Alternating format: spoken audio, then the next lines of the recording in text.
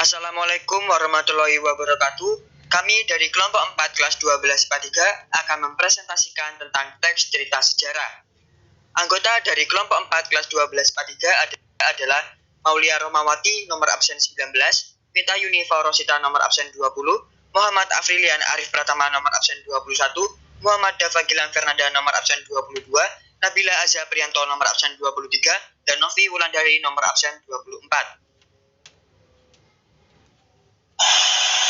Untuk yang pertama, saya Novi Wulandari absen 24 akan menjelaskan perbedaan teks cerita sejarah fiksi dan non-fiksi. Untuk yang pertama, fiksi jalan cerita disusun berdasarkan dunia nyata, sedangkan non-fiksi disusun oleh fakta yang objektif.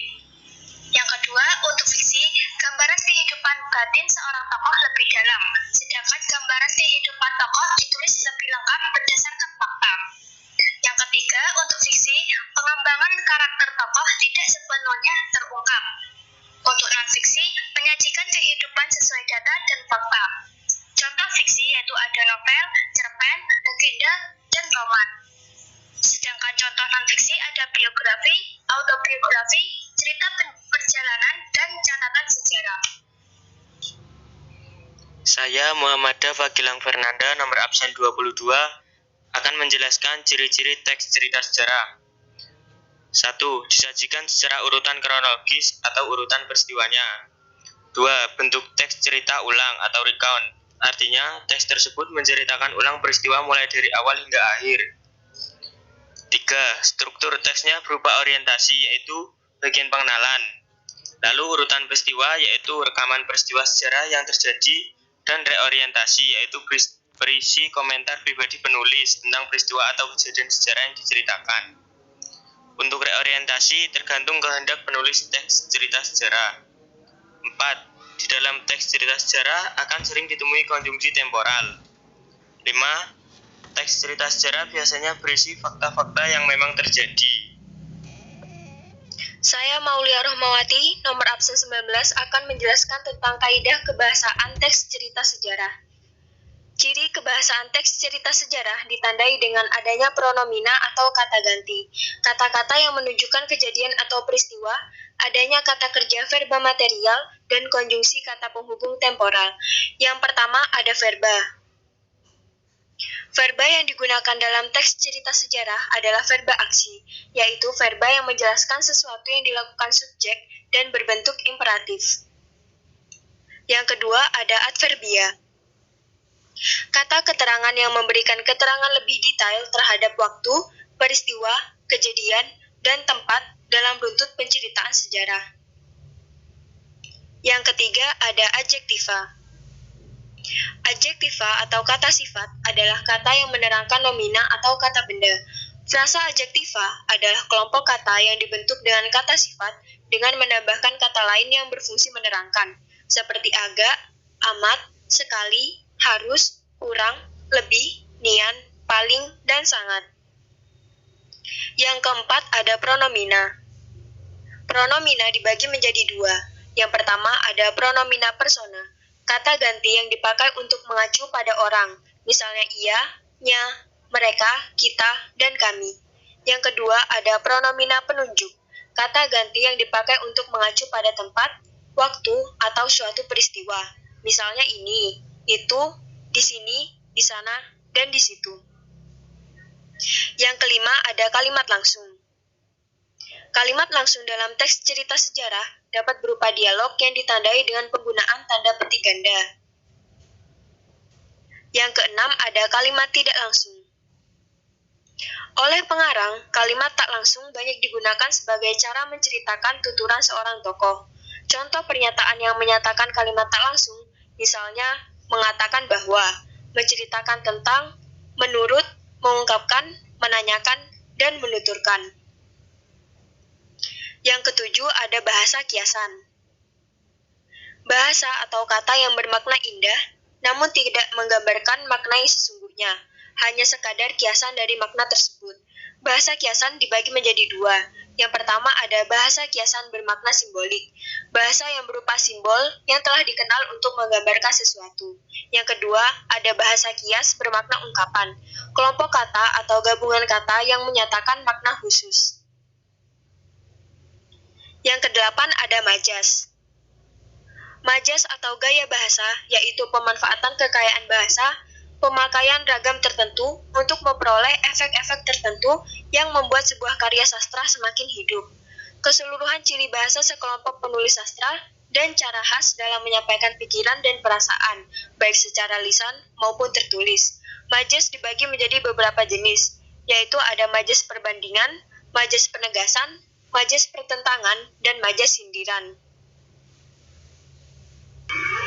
Yang terakhir, yang kesembilan adalah konjungsi. Konjungsi dibagi menjadi dua. Yang pertama ada konjungsi kausalitas, konjungsi yang menghubungkan sebab dan akibat.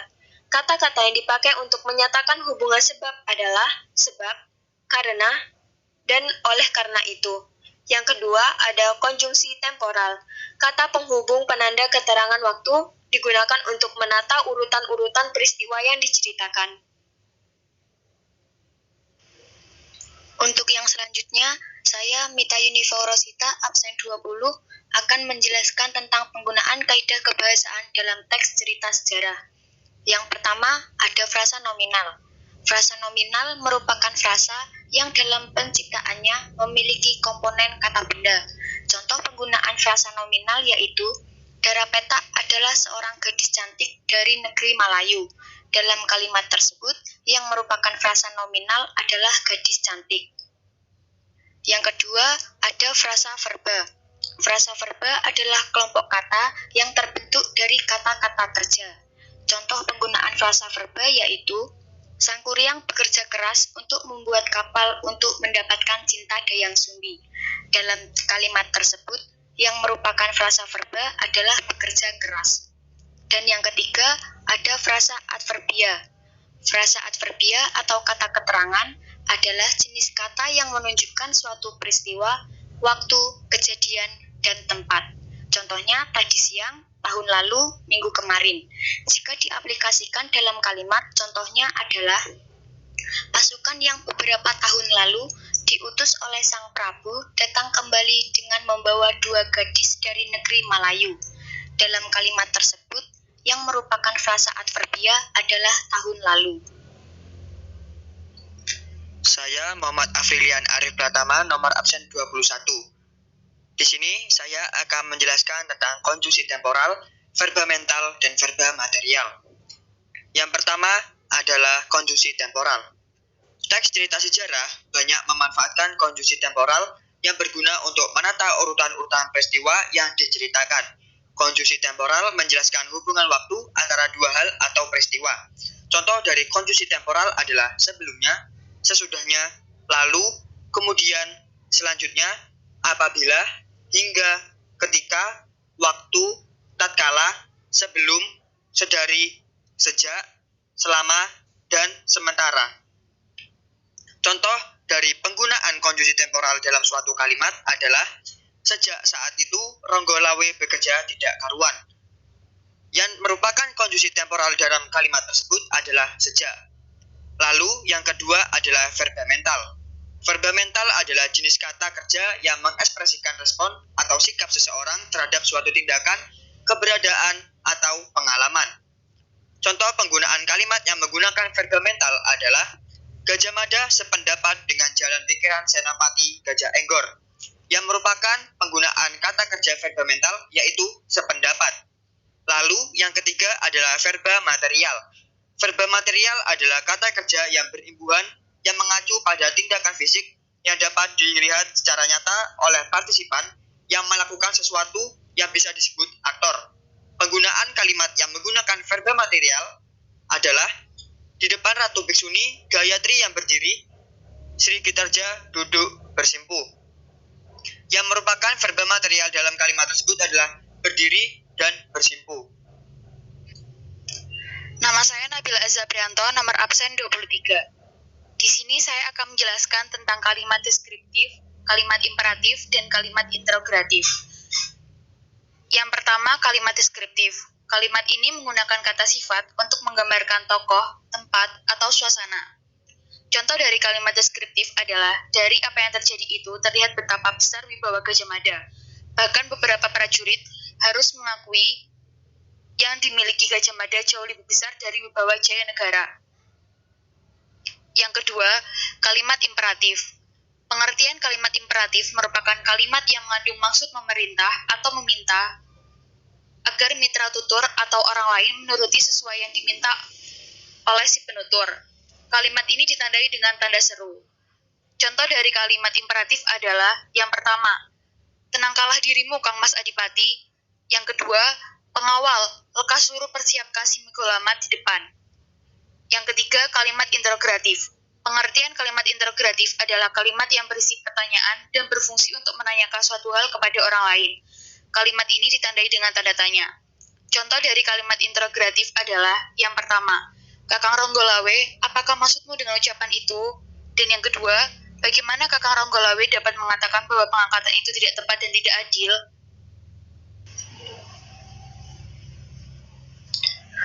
Sekian presentasi dari kelompok 4 kelas 12 IPA 3. Terima kasih, kurang lebihnya mohon maaf. Wassalamualaikum warahmatullahi wabarakatuh.